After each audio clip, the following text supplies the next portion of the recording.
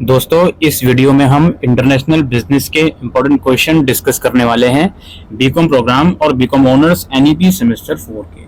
आइए स्टार्ट करते हैं वीडियो को।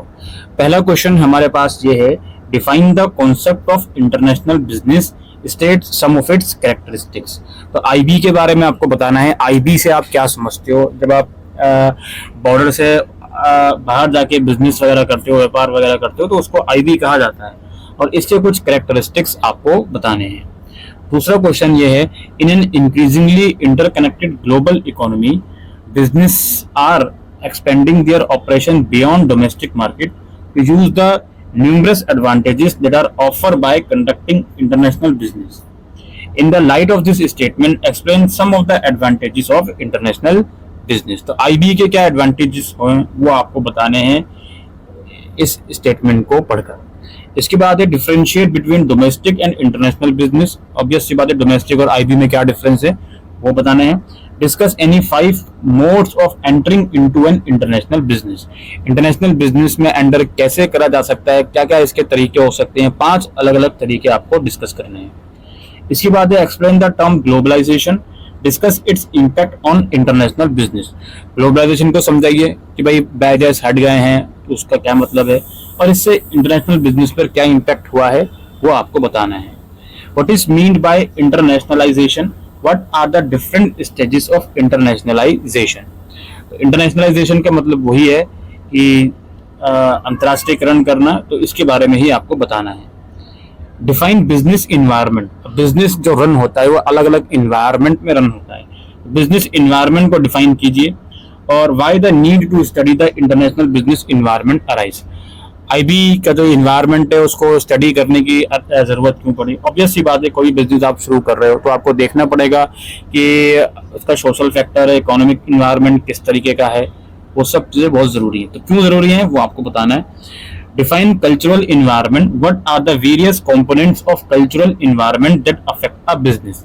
कल्चरल इन्वायरमेंट वही है कि आपका जो प्रोडक्ट है वो जिस भी इन्वायरमेंट में, जिस भी सेक्टर में आप लेकर जा रहे हो, कल्चरली वो एक्सेप्ट करा जा रहा है या नहीं, तो उसको स्टडी करना बहुत जरूरी है। उसी के बारे में आपको बताना है। What are some of the legal elements to consider for a MNC while venturing in newer market. एक एमएनसी के लिए कौन कौन सी लीगल चीजें ध्यान में रखनी है अगर वो नई मार्केट में एंटर करना चाहते हैं। What do you mean bye political environment, explain 3 component of it.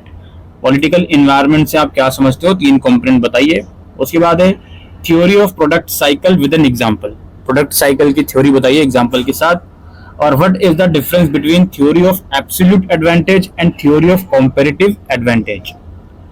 Then यहाँ पे कुछ शॉर्ट नोट मैंने लिखे हैं, Leontief paradox, theory of comparative advantage, theory of absolute advantage. उसके बाद है define the theory of national competitive advantage. ये कुछ थ्योरीज वगैरह हैं आईबी की, इनमें से कोई भी थ्योरी जरूर आपके पेपर में देखने को मिलेगी। What do you understand by BOP, balance of payment, explain its significance for a nation. तो बैलेंस ऑफ पेमेंट में वही रिसीवेबल एक तरफ लिखे जाते हैं, एक तरफ पेएबल लिखे जाते हैं, तो उसी के बारे में आपको इसको एक्सप्लेन करना है और किसी कंट्री के लिए ये इतना इंपॉर्टेंस क्यों है वो आपको बताना है। How is current account different from capital account under BOP. BOP में कैपिटल और करंट अकाउंट में क्या फर्क है ये बताना है। फिर कुछ शॉर्ट नोट है, capital account, unilateral transfer account, causes of disequilibrium in BOP. इसके बाद है question in anyone can be asked in the exam, world trade organisation, international monetary fund और वर्ल्ड बैंक, इनमें से क्वेश्चन बन सकता है। इसके बाद है what are the objectives of regional economic integration.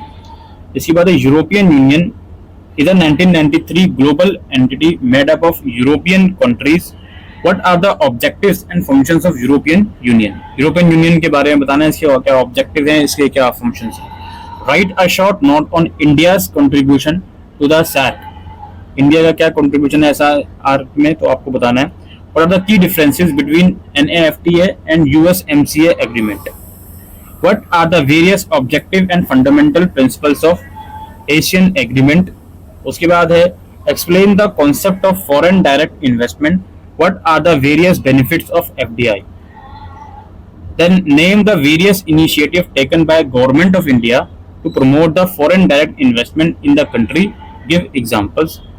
Or define the concept of strategic alliance. What are the various types of strategic alliance? उसके बाद शॉर्ट नोट कुछ आ सकते हैं. Advantages of strategic alliance, drawback of FDI, greenfield investment, concept of mergers.